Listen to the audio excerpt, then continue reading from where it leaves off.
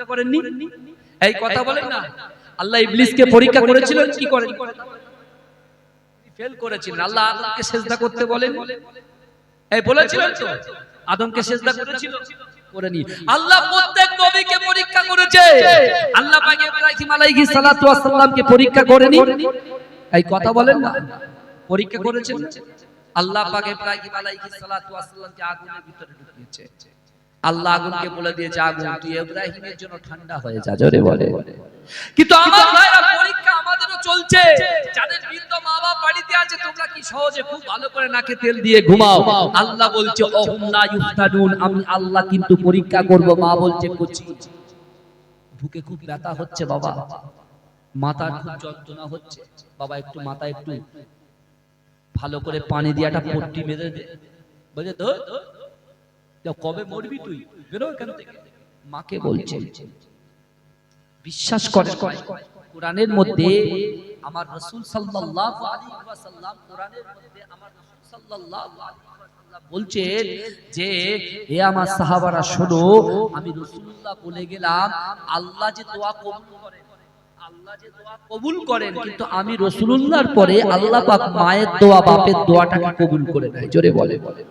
এই জোরে বলা যাবে না? বাবাজি একটু সামনের দিকে চেপে আসবেন, একটু দরুদ শরীফ পড়তে পড়তে আসেন না, একটু আসেন, কাছাকাছি আসেন তো দেখি, একটু দরুদ শরীফ পড়ুন। আল্লাহুম্মা সাল্লি আলা।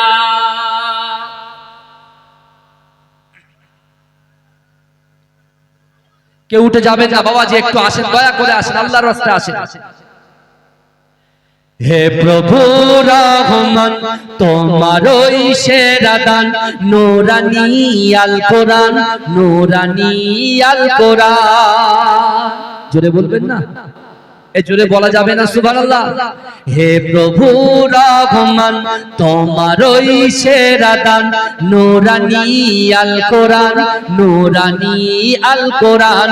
কোরআন তাই প্রমাণ দেয় নেই যে তাতে কোনো ভুল, হাকিকাত যার আয়াত, সত্য পথ জ্ঞানের মূল, যার হরফে আছে মধু, শান্তি যে অপুরাণ, নূরানী আল কোরআন, নূরানী আল কোরআন। হে প্রভু রহমান, তোমারই সেরা দান, হে প্রভু রহমান, তোমারই সেরা দান, নূরানী আল কোরআন, নূরানী আল কোরআন। কোরআন জ্ঞানের আধার, আল্লাহ মহাজ্ঞানী, সত্য পথের দিশা দিলেন কোরআন খানি। জোরে বলুন না সুবহানাল্লাহ। কোরআন জ্ঞানের আধার, আল্লাহ মহাজ্ঞানী, সত্য পথের দিশা দিলেন কোরআন খানি। পাঠ করিলে মধুর বাণী, পবিত্র হবে প্রাণ, নূরানী আল কোরআন, নূরানী আল কোরআন, নূরানী আল কোরআন, নূরানী আল কোরআন। হে প্রভু রহমান, তোমারই সেরা দান, নূরানী আল কোরআন, নূরানী আল কোরআন, নূরানী আল কোরআন, নূরানী আল কোরআন। সকল রোগের সেবা কোরআন পাকে পাওয়া যায়, 1 হরফে 10টি নেকি আমল নামায় জমা হয়। সকল রোগের সেবা কোরআন পাকে পাওয়া যায়, 1 হরফে 10টি নেকি আমল নামায় জমা হয়। কোরআন হলো ওই শিবানী, মানব জীবন বিধান, নূরানী আল কোরআন, নূরানী আল কোরআন, নূরানী আল কোরআন, নূরানী আল কোরআন। হে প্রভু রহমান, তোমারই সেরা দান, নূরানী আল কোরআন, নূরানী আল কোরআন, নূরানী আল কোরআন, নূরানী আল কোরআন, কোরআন তাই প্রমাণ দেয় নেই যে তাতে কোনো ভুল, হাকিকাত যার আয়াত সত্য পথ জ্ঞানের মূল, যার হরফে আছে মধু শান্তি যে অফুরান, নূরানী আল কোরআন, নূরানী আল কোরআন, নূরানী আল কোরআন, নূরানী আল কোরআন। আল্লাহুম্মা সাল্লি আলা, মহব্বতের সঙ্গে পড়েন জোরে জোরে।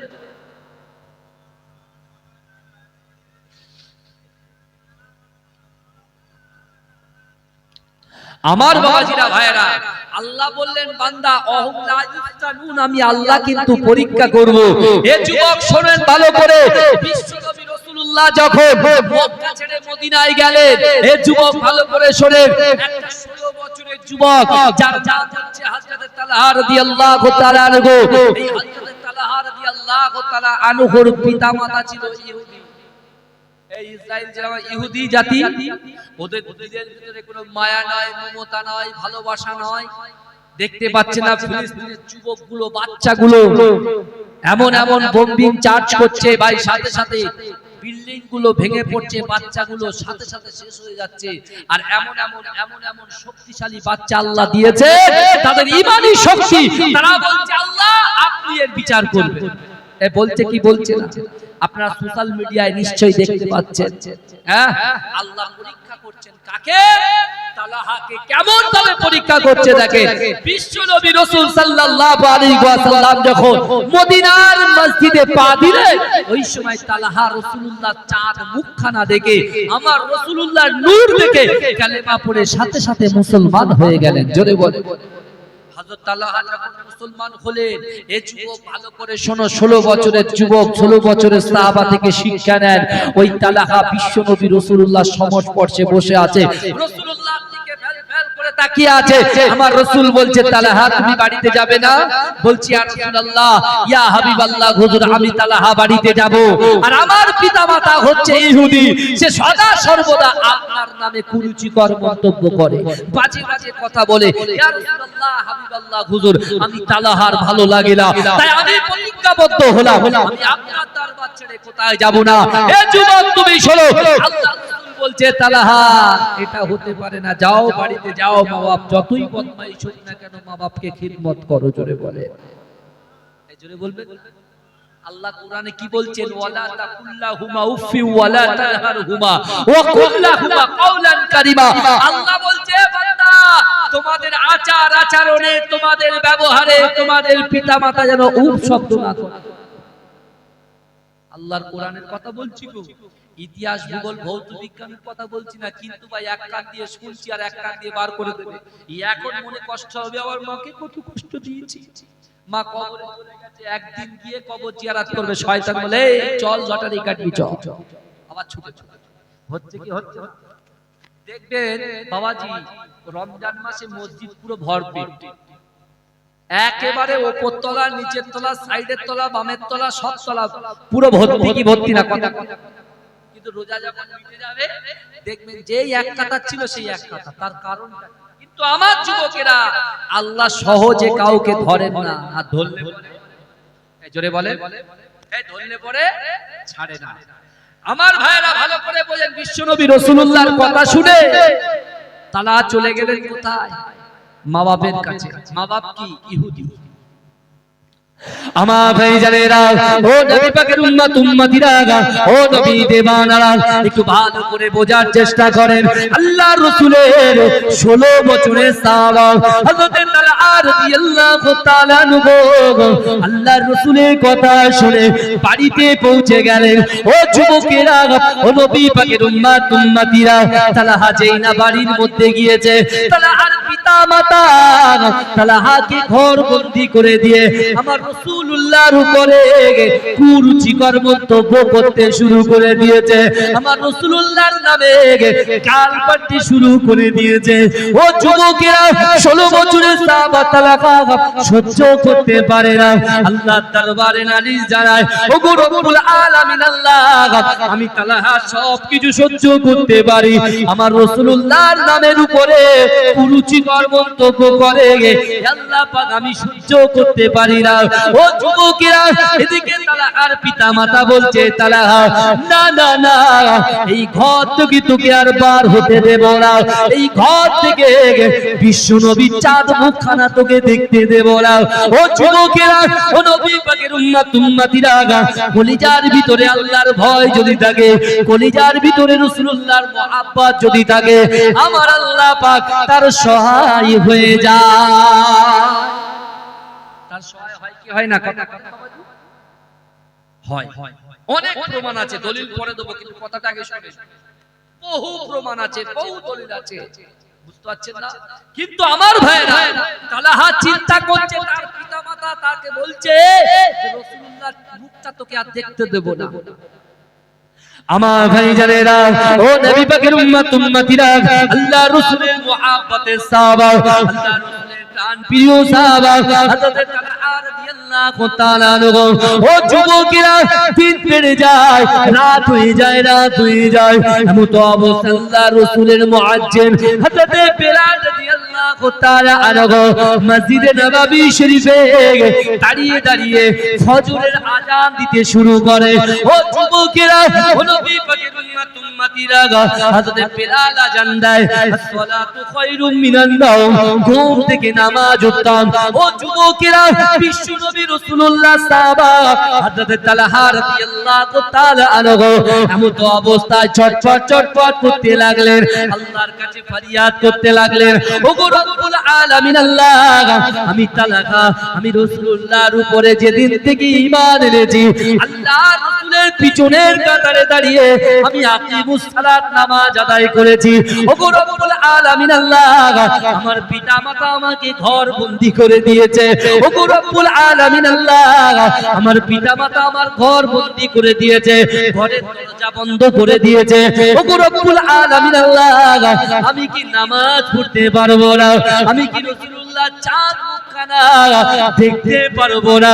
ও যুবকেরা, ও নবী পাকের উম্মতিরা, 16 বছরের যুবক সাহাবা আল্লাহর কাছে কাকুত বিনতি করতে শুরু করে দিলেন। ও যুবকেরা, ওই সময় তালহা কি করেছিলেন জানেন?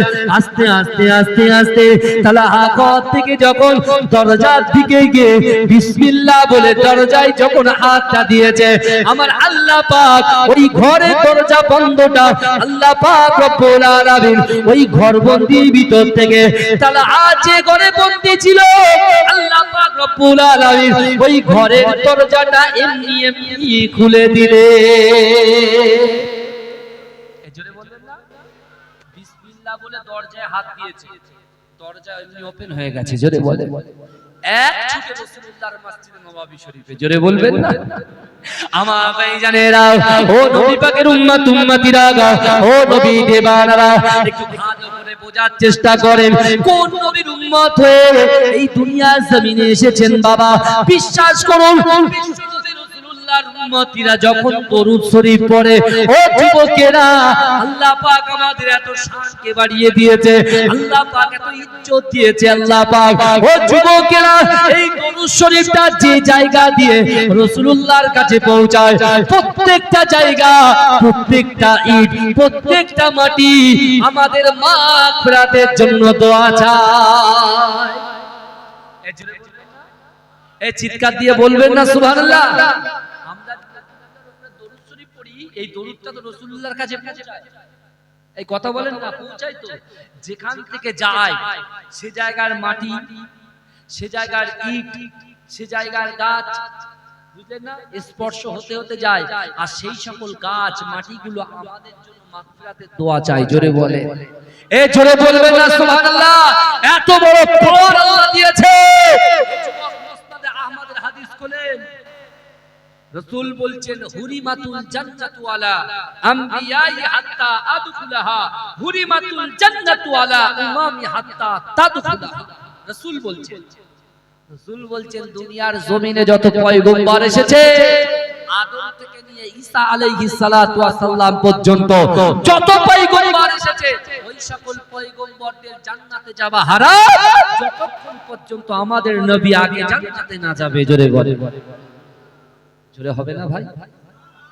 তারপরে সুসংবাদটা শুনুন, তারপরে যেখানে আল্লাহর নাম সেখানে রাসূলুল্লাহর নাম, আর যেখানে রাসূলুল্লাহর নাম রাসূলুল্লাহর পাশেই তার উম্মতের নাম। জোরে বলে এ রাসূল বলে দিলেন হুরিমাতুল জান্নাতু আলা উমামি হাত্তা তাদখুল। রাসূল বলছেন, রাসূলুল্লাহ সাহাবা কাঁদতে শুরু করেছে। রাসূল বলছে সাহাবা কাঁদো কেন গো?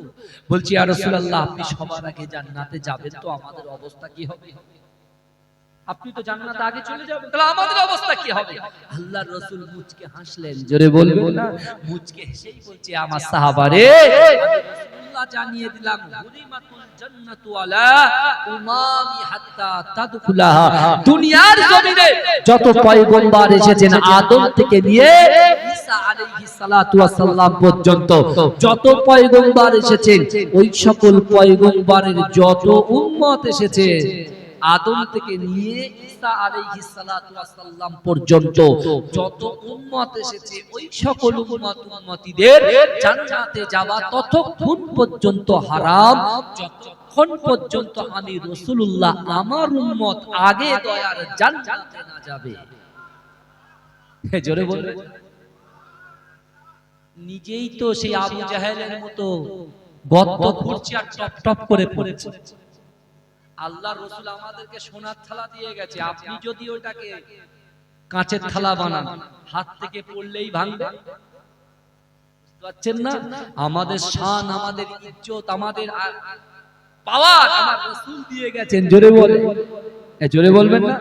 নিজে গাছের ডালে বসে আছেন, সেই ডাল আপনি কাটছেন, তা আপনি পড়বেন না আমি পড়ব? হ্যাঁ, আল্লাহর কোরআন বলছে ওহুম লা ইফতানুন। আমি আল্লাহ কি পরীক্ষা করব না? ওই নারীকে পরীক্ষা করব না যে গোপনে গোপনে গুনাহ করছে। তার যৌবন শক্তি দিলাম, তার সুন্দর রূপ দিলাম।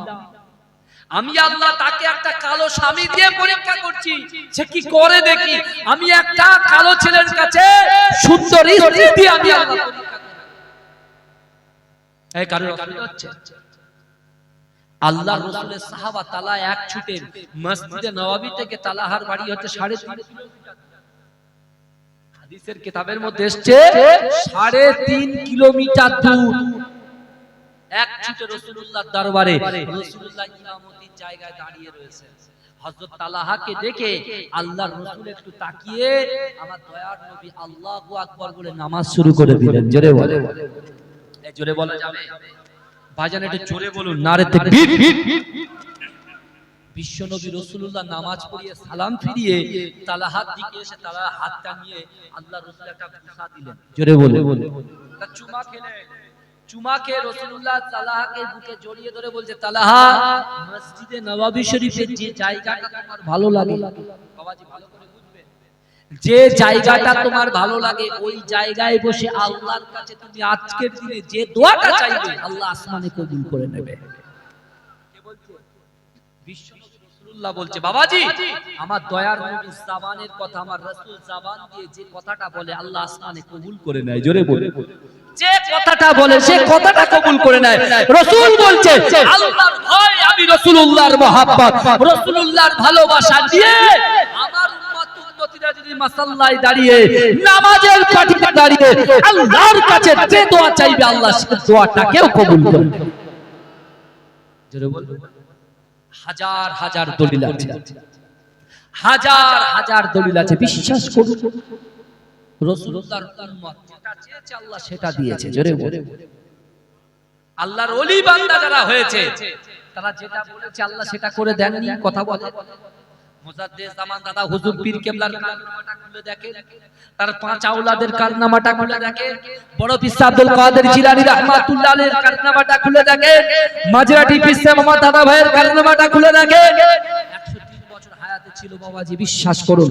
মেজলা হুজুর পীর কেবলার সাথে যে মোহাব্বত ভালোবাসা ছিল, এ যুবক শোনো, মুজাদ্দিদ জামান দাদা হুজুর পীর কেবলা রাহমাতুল্লাহ আলাইহি যখন ফুরফুরা ফাতিয়া টাইটেল মাদ্রাসার ভিত কাটবেন, সেই সময় আমার পরদাদা অর্থাৎ মুজাদ্দিদ জামানের 3য় নম্বর খলিফা আহমদ আলী হামিদ জালালী রাহমাতুল্লাহ আলাইহি, মুজাদ্দিদ জামান দাদা হুজুর পীর কেবলা বসিরহাট আল্লামা রুহুল আমিন শাহ রাহমাতুল্লাহ আলাইহিকে আমল করে বহু খলিফাদেরকে নিয়ে তিনি এরকম ভাবে একটা দরবারে বসে আলোচনা সভা রাখছেন।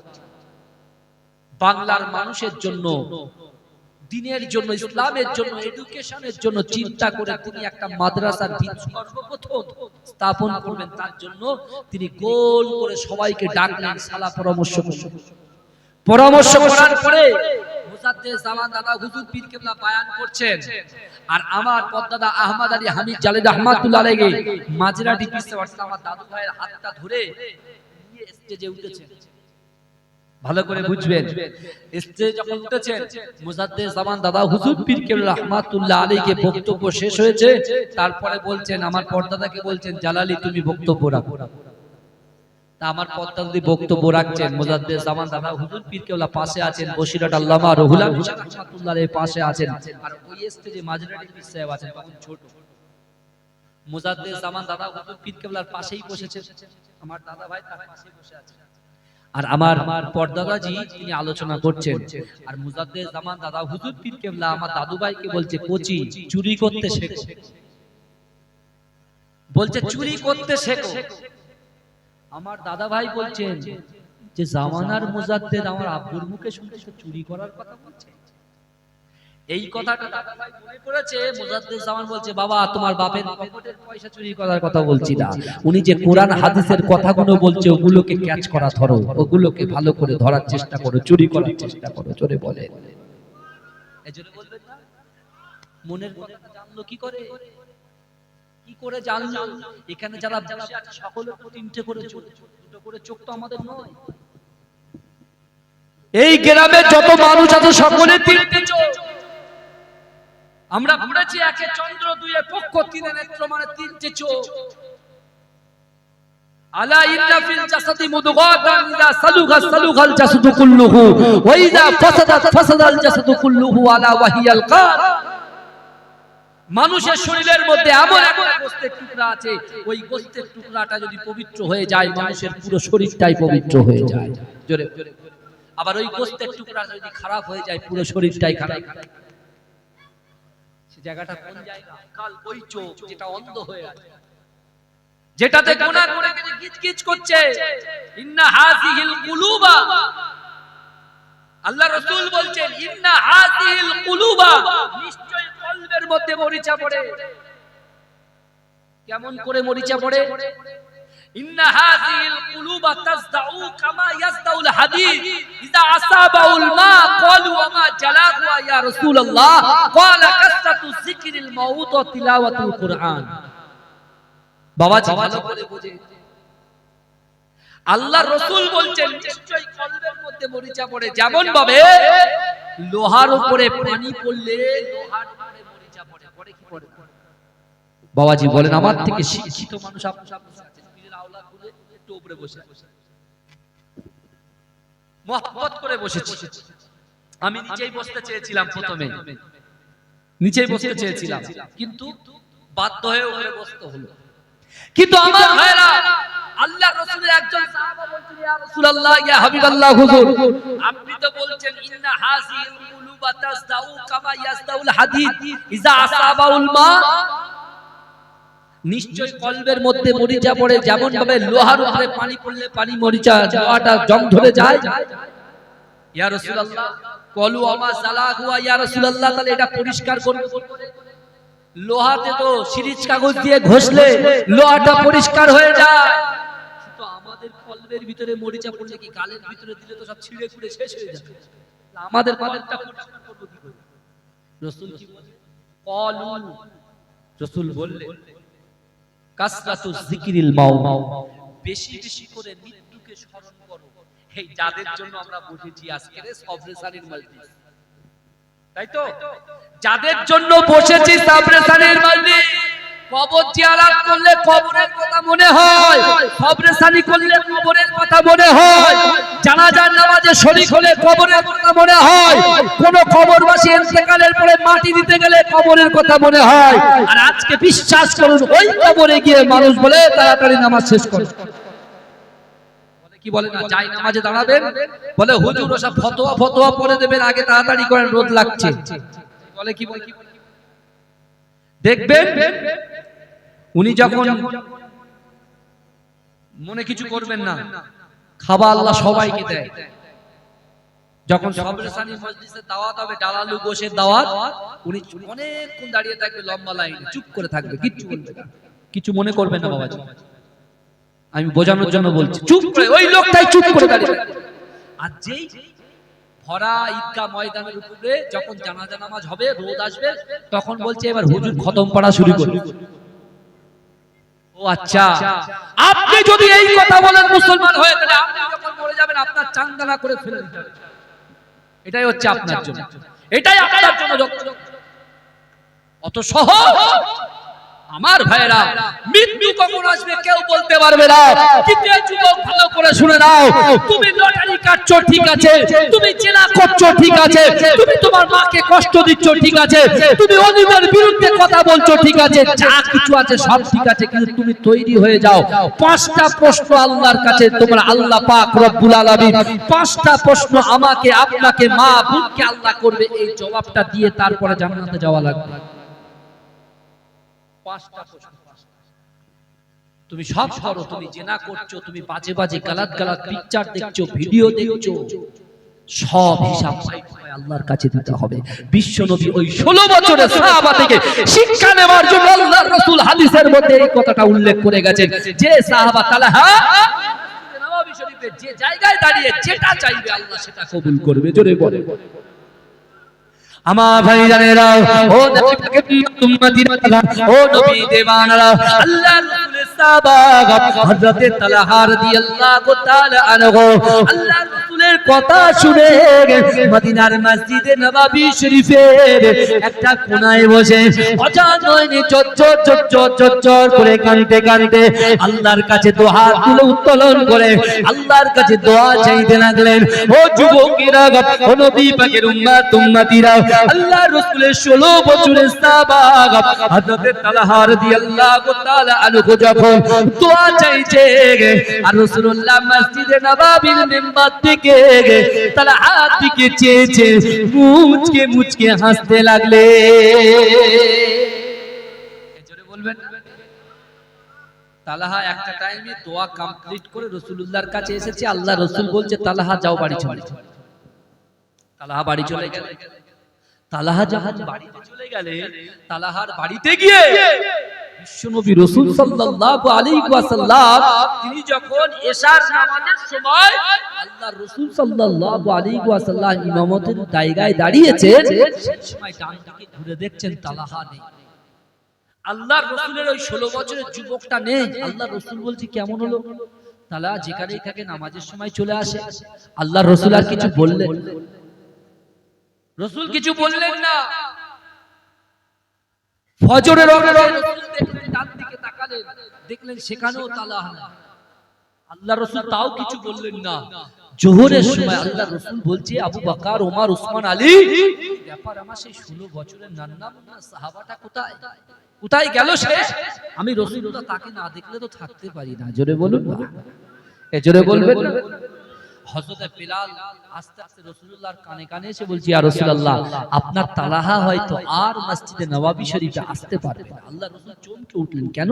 কি হয়েছে? বলে, ইয়া রাসূলুল্লাহ, আপনার তালহার বাড়িতে খবর নিয়ে দেখলাম সে বড় অসুস্থ হয়ে গেছে।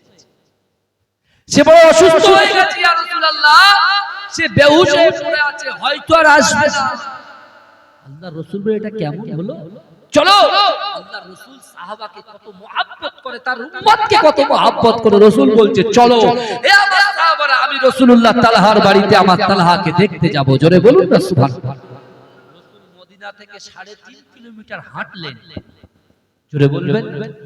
এই আমার দয়ার নবী হাবিবে লাবিবে তাবিব মুহাম্মদ মুস্তাফা মুফাখখারে মওজুদাত সাল্লাল্লাহু আলাইহি ওয়াসাল্লাম 16 বছরের ছেলের জন্য, সাহাবার জন্য হেঁটে হেঁটে কোথায় গেলেন? তালহার বাড়িতে। কিন্তু এদিকে তালহার বাড়ি একটা জরাজীর্ণ শীর্ণ ঘর। তালহা যে ঘরটাই থাকে সেখানে আলো পৌঁছায় না। তালহার পিতামাতা সন্তানের ব্যথায় ব্যথিত হয়ে তারা কাঁদছেন। যখন তালহার বাড়ির দিকে যাচ্ছেন, তালহার বাড়িটা অন্ধকার, ঘরটা যেন আলোয় আলোকিত হয়ে যাচ্ছে। জোরে বলে। রাসূল যত এগিয়ে যাচ্ছে তালহার বাড়িটা তো আলোয় আলোকিত হয়ে যাচ্ছে। জোরে বলে। তালহার পিতামাতা তো অবাক, কিন্তু ওনারা তো ইহুদি। যখন রাসূলুল্লাহকে সামনাসামনি দেখেছে তালহার পিতামাতার মনটা রাসূলুল্লাহকে দেখে আল্লাহ তাদের মনটাকে গলিয়ে দিয়েছে। জোরে বলে তখন রাসূলুল্লাহর হাতটা ধরে হাউ হাউ করে কাঁদছে, বলে ইয়া রাসূলুল্লাহ, আমার ছেলে তালহা আপনার মহব্বত এত করে, আমি মা আমি বাপ আমার জীবনের থেকে বেশি ও আপনাকে মহব্বত করে। জোরে বলে রাসূলুল্লাহ চোখ দিয়ে পানি, বলছে মা কি হয়েছে আমার তালহার? বলছে ইয়া রাসূলুল্লাহ, ও বেহুশ হয়ে পড়ে আছে, কিন্তু মাঝে মাঝে একবার করে হুঁশ আসছে, নবী নবী করে কাঁদছে, আবার বেহুশ হয়ে যাচ্ছে। আল্লাহ রাসূল তালহার কাছে গেলে, ও যুবক ভালো করে শোনো, 16 বছরের সাহাবা তালহার কাছে গিয়ে আল্লাহ রাসূল তালহার গায়ে পিঠে একটু হাতটা বুলিয়ে দিলেন। বুলিয়ে দিয়ে রাসূলুল্লাহ বলছেন, তালহার পিতা তালহার মাতা, আমার তালহার বেশিক্ষণ বাঁচবে না, এশার নামাজের পরে ইন্তেকাল করবে। এশার নামাজের পরে ইন্তেকাল করবে। কে বলছে? রাসূল বলছেন। জানলো কি করে? তালহার পিতামাতার কাছে কোন মা যদি আগাম জানে যে সন্তান আমার ইন্তেকাল করবে, সে মা কি ছটফট করবে কি করবে? এবং কথা বলে আল্লাহর রাসূল বলছে, তালহার পিতা তালহার মাতা ঈমান এনেছে আর বলছে রাসূলুল্লাহ যে আপনার ছেলে এশার নামাজের পরে ইন্তেকাল করবে, কাউকে খবর দেবেন না, শুধুমাত্র আমায় রাসূলুল্লাহকে খবর দেবেন। আমি রাসূল নিজে আমার তালহার লাশটাকে আমি নিজে হাতে কবরে দেব এবং তালহার জানাজার নামাজটা আমি রাসূলুল্লাহ নিজে পড়াবো। কত বড় সৌভাগ্য! আমার রাসূল নামাজ পড়াবেন, তালহার নামাজ। সে তালহা জান্নাতি হবে না জাহান্নামী হবে? এই কথা বলে জান্নাতি হবে। বিশ্ব নবী এই কথা বলে তালহার বাড়ি থেকে বেরিয়ে মসজিদে নববী শরীফে হাজির হলে এই যুবক বিশ্বাস করে রাসূলুল্লাহর কদম মোবারক যখন মদিনাতুল মসজিদে নববী শরীফে আল্লাহর রাসূলের কদম মোবারকটা উঠেছে, এদিকে তালহা উঠে দাঁড়িয়ে গিয়েছে। জোরে বলবেন না? আমার ভাইজানেরা, ও নবী পাকের উম্মতিরা, ও নবী দেওয়ানা, বিশ্ব নবী রাসূলুল্লাহ সাল্লাল্লাহু আলাইহি ওয়াসাল্লামের কথাগুলো তালহার পিতা মাতা তালহার কাছে গিয়ে অজর নয়নে ঝরঝর ঝরঝর করে কাঁদে। ও যুবকেরা, তালহা জিজ্ঞাসা করে, আব্বা জান আম্মা জান, আপনারা এত কেন কাঁদেন? বলছেন না না না না না, তুমি যাকে মুহাব্বত করো ভালোবাসো, আমাদের দুইজনের থেকে বেশি যাদের কি করব, সেই বিশ্ব নবী রাসূলুল্লাহ সাল্লাল্লাহু আলাইহি ওয়াসাল্লাম আমার বাড়িতে এসেছে, আমার ঘরেতে এসেছে, তোমার গায়ে হাত বুলিয়ে দিয়ে গেছে। ও আমার ছেলে তালহা, তোমার হাবিবুল্লাহ বলে দিয়েছে এশার নামাজের পরে তোমার ইন্তেকাল হয়ে যাবে। ও যুবকেরা, হযরত তালহা রাদিয়াল্লাহু তাআলা আনহু এই কথা শোনার সাথে সাথে আম্মা জানকে বলল, আম্মা জান আপনারা চিন্তা করবেন না, আপনারা কাঁদবেন না, কাঁদবেন না, কাঁদবেন না। আমার বিশ্ব নবী রাসূলুল্লাহ যে কথাটা জবান দিয়ে বলেছে, আমার আল্লাহ পাক আসমানের উপরে আমার রাসূলুল্লাহর কথাটাকে কবুল করে নিয়েছে। অবশ্যই আমার মৃত্যুটা হবে, কিন্তু আপনারা কেউ কাঁদবেন না। ওই সময় তালহার পিতা মাতা তালহাকে বলতে লাগলেন, ও বাবা তালহা, তুমি শুনো শোনো, তোমার হাবিবুল্লাহ দয়াল নবী মুস্তাফা জানে রাহমাতাল লিল আলামিন, তিনি আমাদের কাছে ওয়াদা করেছে, তিনি আমাদের কাছে ওয়াদা করে বলেছে, না না না, তুমি যখন ইন্তেকাল করবে তোমার লাশটাকে বিশ্ব নবী রাসূলুল্লাহ গোসল দেবে, তোমার কাফনটা রাসূলুল্লাহ নিজে হাতে পরাবে, তোমার কবরে আল্লাহ রাসূল সাল্লাল্লাহু আলাইহি ওয়াসাল্লাম তোমার কবরে দাফন করবে। আর বিশ্ব নবী রাসূলুল্লাহ সাল্লাল্লাহু আলাইহি ওয়াসাল্লাম বলেছে, তোমার জানাজার নামাজটা আমার দয়ার নবী রাসূলুল্লাহ পড়াবে। ও যুবকেরা, যেই না এই কথা শুনলেন হযরত তালহা রাদিয়াল্লাহু তাআলা আনহু মনটা ছোট হয়ে যায়। ও যুবকেরা, হযরত তালহা মায়ের হাতটা ধরে, বাপের হাতটা ধরে বললেন, ও আব্বা জান আম্মা জান, না না না না না, এশার নামাজের পরে আমার যখন ইন্তেকাল হয়ে যাবে রাসূল জানো আমার জানাজার নামাজটা না পড়ায়। মা জান জিজ্ঞাসা করলেন, কেন রাসূল জানাজার কেন না পড়াবে? ওই সময় বললাম, মা জান না না না, বিশ্ব নবী রাসূলুল্লাহ সাল্লাল্লাহু সাল্লাল্লাহু আলাইহি ওয়াসাল্লাম মসজিদে নববী শরীফ থেকে 3.5 কিলোমিটার দূর আমি তালাহার বাড়ি, কিন্তু না না না, আমার রাসূলুল্লাহ 3.5 কিলোমিটার দূর থেকে অন্ধকার রাত্রে হেঁটে হেঁটে আসবে। আমি রাসূলুল্লাহ সাল্লাল্লাহু আলাইহি ওয়াসাল্লামের পায়েতে কাঁটা ফুটতে পারে, আমার দয়ার নবীর পায়ে এমন করে পাথর ফুটে যেতে পারে। ও মা না না না, আমি তালহাকে যদি আল্লাহ পাক কিয়ামতের মাঠে জিজ্ঞাসা করে